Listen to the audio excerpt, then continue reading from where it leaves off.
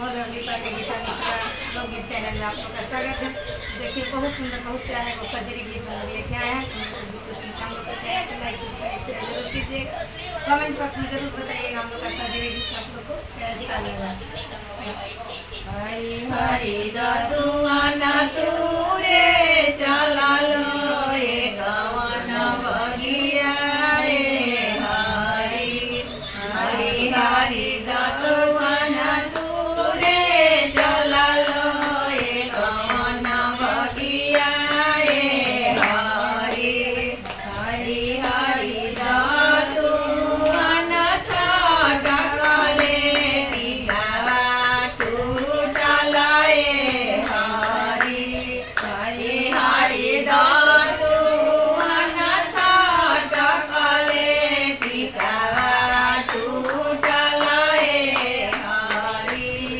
हरी हरी ससुर गेलियारा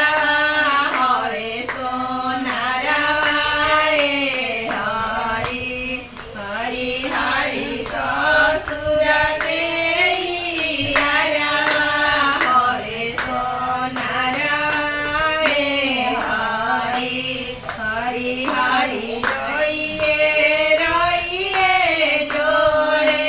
हमार टिकावा हरी हरी हरी रोइए रोइए जोड़े हमार टिकावा हरी हरी हरी दतुआना तूरे चला लो ये कवना बगिया हरी हरी हरी दतुआना तूरे चला लो ये कवना बगिया हरी हरी हरी दतुआना छाटकले हरा टूटला हरी हरी हरी दतुआना छाटकले नाथिया टूटला हरी हरी हरी भसुर गेलियारा हरे सोनारवा हरी हरी हरी भसुर गेलियारा हरे सोनारवा हरी हरी रोइए रोइए जोड़े हमारा नदिया हरी हरी हरी रोइए रोइए जोड़े हमारा हरवा हरी हरी दतुआना तूरे चला लो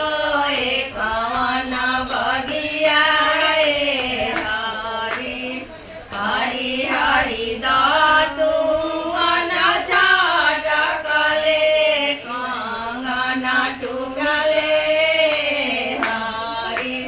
हरी हरी दतुआना छाटकले सड़िया फाटला हरी हरी हरी देवर गेलियारा हरे दरजिया हरी हरी धीरे